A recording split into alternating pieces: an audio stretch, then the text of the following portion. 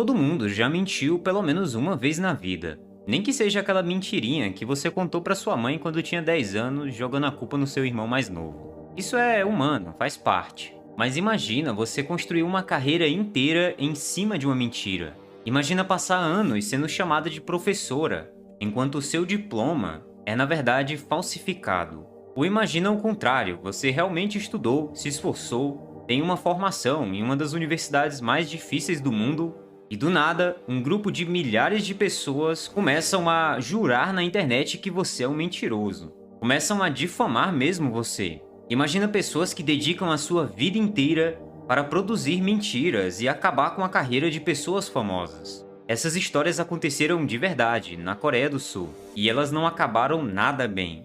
Como você vai ver aqui, mentir na Coreia pode ser uma coisa muito mais séria do que em qualquer outro lugar do mundo.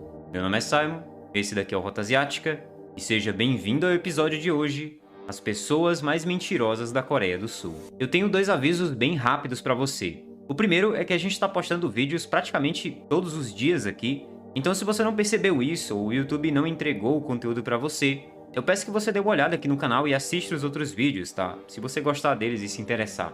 E o segundo é que se você gosta do nosso conteúdo aqui, que a gente está se esforçando bastante, e quer me agradecer de alguma forma, quer ajudar a sustentar o meu gatinho gordo, aqui na descrição eu deixei o link e também tem um QR Code aqui de alguns produtos muito legais que eu indico para vocês. São produtos da Shopee, Mercado Livre, baratinhos, mas são produtos legais também. Se você gostar de algum e comprar, você vai estar ajudando demais o meu trabalho aqui. Muito obrigado e vamos lá.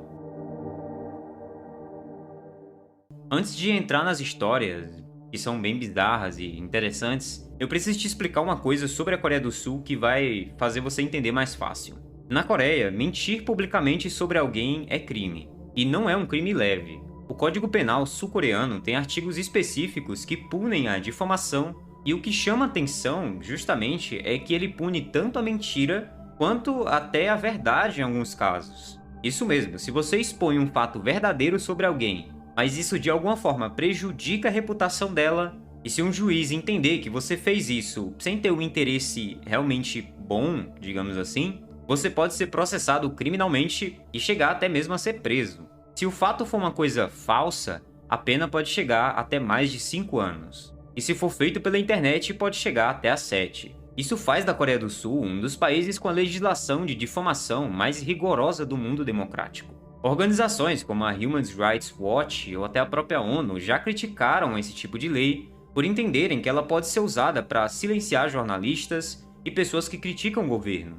E de fato aconteceram alguns casos assim, mas isso aí é assunto para outro vídeo se vocês tiverem interesse. Só que essa lei também tem um efeito completamente diferente no mundo das celebridades e da cultura pop, onde as agências de entretenimento acabam processando qualquer pessoa que espalhe mentiras sobre os artistas. E é nesse contexto que a gente começa com as nossas primeiras histórias. E isso daqui vai fazer bem mais sentido quando você escutar as histórias daqui a pouco. A primeira história é de 2007, e é provavelmente o maior escândalo de fraude acadêmica que a Coreia já viu.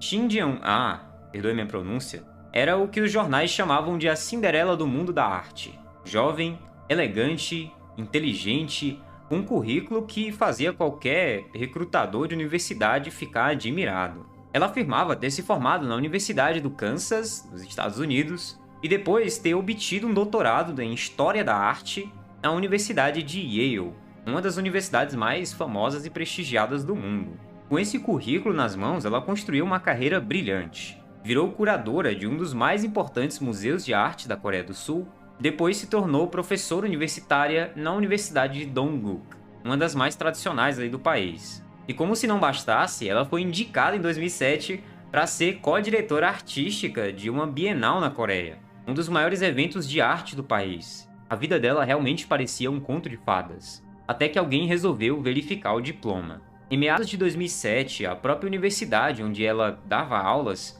começou a receber questionamentos sobre as credenciais dela. Dongguk entrou em contato com Yale, e a resposta que veio foi simples e devastadora. A professora jamais estudou ali. Ela nunca pisou no campus, nunca escreveu nenhuma dissertação, nem assistiu nenhuma aula. O doutorado era completamente falso. E é aqui que a história começa a ficar muito mais absurda. Quando a universidade havia contratado ela 2 anos antes, em 2005, Eles tinham pedido a Yale uma confirmação por fax, e a universidade tinha estranhamente confirmado.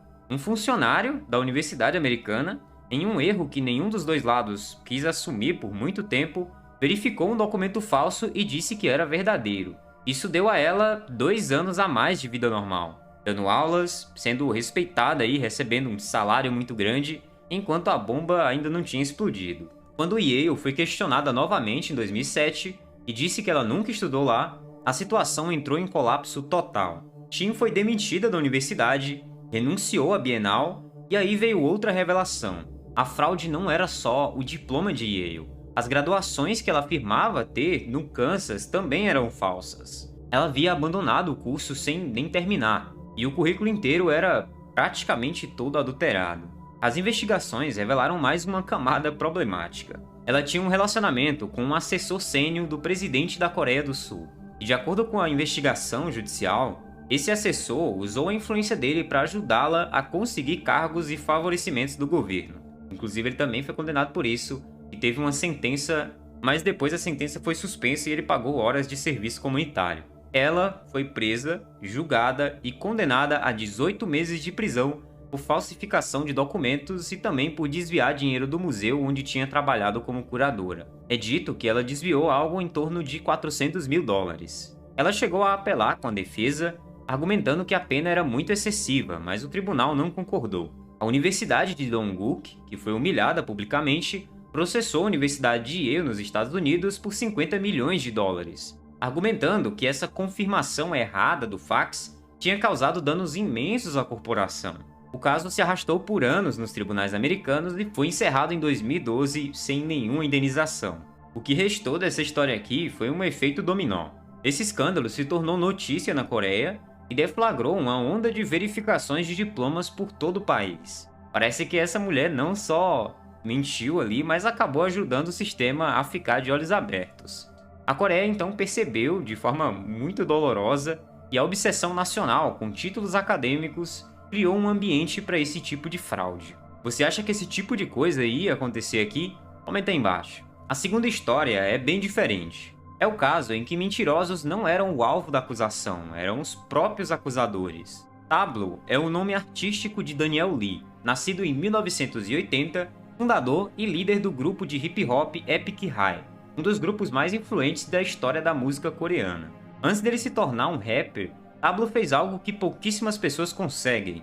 Ele se formou na Universidade de Stanford, nos Estados Unidos, em 3 anos e meio, com bacharelado e mestrado em língua inglesa e escrita criativa.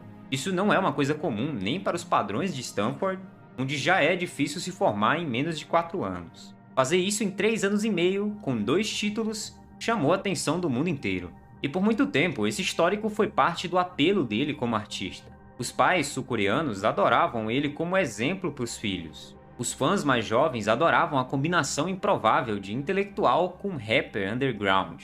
Era um personagem realmente bem interessante. Mas aí vem a verdadeira treta. Em maio de 2010, um usuário anônimo na internet com o apelido de What Becomes publicou um comentário questionando se o diploma de Stanford do Tablo era real. A lógica era simples e até parecia razoável. Como alguém consegue se formar em Stanford com 2 títulos em apenas 3 anos e meio? Isso não faz sentido, foi o que ele questionou, né? O problema é que faz sim. Era incomum, mas não era impossível. A Universidade de Stanford confirmou, colegas de classe confirmaram, professores, os registros acadêmicos confirmaram, tudo era facilmente verificável. Mas aí aconteceu algo que ninguém conseguiu parar. Um fórum online chamado Tadinho, uma abreviação em coreano de Exigimos a Verdade do Tablo, foi criado. E ele cresceu, e cresceu muito rápido. Em questão de semanas, tinha dezenas de milhares de membros ativos. Depois, centenas de milhares. E no pico desse escândalo, o grupo chegou a ter cerca de 190 mil participantes que engajavam, publicavam teorias e enviavam e-mails enchendo o saco de professores de Stanford, pedindo para que os colegas do Tablo viessem depor publicamente.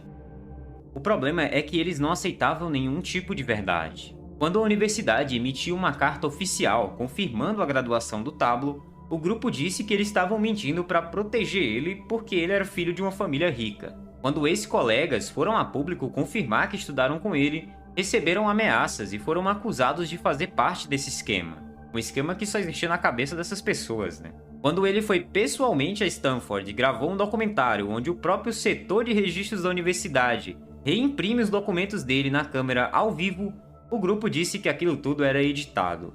Não tinha como, eles eram imunes à verdade. Qualquer coisa que fosse a favor do Tablo era automaticamente interpretada como parte dessa conspiração maluca. O que aconteceu com a vida dele durante esse período foi bem devastador. Ele virou praticamente um recluso. Seu trabalho secou porque as marcas e emissoras não queriam se associar a um nome cercado de polêmica.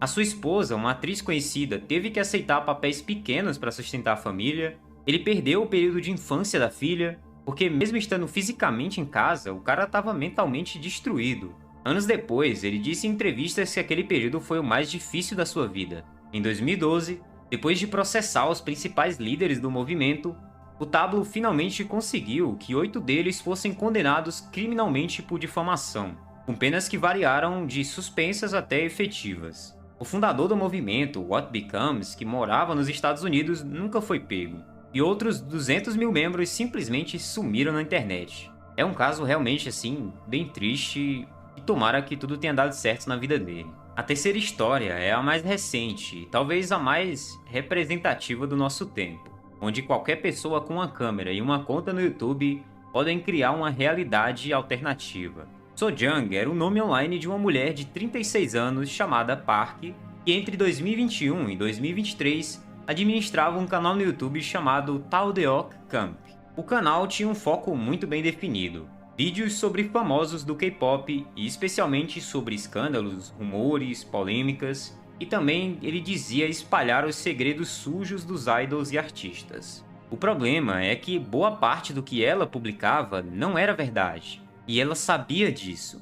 Os vídeos da Sojung abordavam temas como supostas cirurgias plásticas, relacionamentos escondidos, comportamentos inadequados e até acusações muito mais graves. As vítimas eram algumas das maiores estrelas do K-pop. Jang Bunyeon, do grupo IVE, uma das idols mais populares da Coreia na época, V e Jungkook, do BTS, ela criticava os artistas mais famosos do país, de todos os tipos de grupos. Os vídeos eram altamente editados, com uma narração dramática, músicas de fundo tensas, gráficos, montagens que davam a impressão de que ela ia fazer uma revelação muito séria. Parecia jornalismo, mas na prática era só ficção com nomes reais. E o canal dela cresceu muito.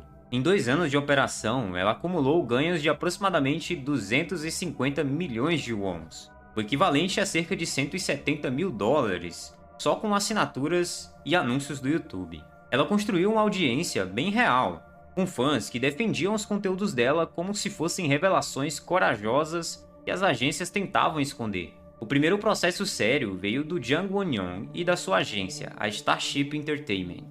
E aqui aconteceu uma coisa que vale um pouquinho de atenção.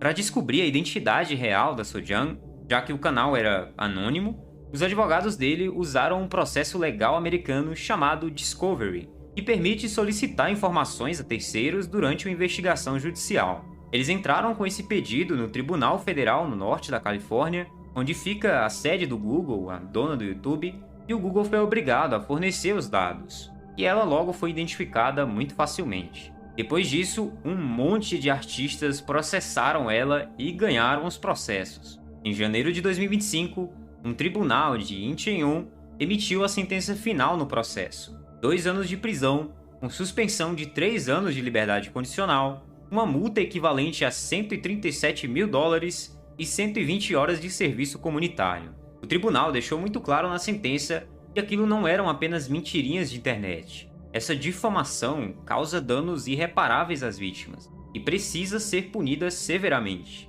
A juíza que presidiu o caso disse textualmente que a culpa de Park era grave, porque ela repetidamente fez a mesma coisa, e com intenções de lucro ainda. Parece que o caso ainda continua na justiça e ela está tentando recorrer. Em novembro de 2025, após uma segunda instância manter essa condenação, ela entrou com recurso no Supremo Tribunal da Coreia, argumentando que a pena era muito excessiva e que a ordem de devolver o dinheiro ganho era injusta. O caso ainda segue em andamento. São 3 histórias e 3 tipos de mentira diferentes. O que as 3 têm em comum nesse caso é mostrar claramente que na Coreia do Sul A mentira é mais do que uma simples mentira, e a lei coreana trata isso com muita seriedade. Será que isso funcionaria por aqui também? Comenta aí embaixo o que você pensa sobre isso. Muito obrigado por assistir até aqui. Lembrando que a gente está fazendo vídeos diários aqui no canal, então se você não assistiu os outros vídeos ainda, eu ficaria muito grato se você desse uma olhada aqui no canal e visse os outros conteúdos que a gente tem feito. Às vezes o YouTube não consegue entregar todos eles, é normal, mas eles foram feitos com carinho, então dá uma olhada lá. Muito obrigado novamente e a gente se vê nesse próximo vídeo.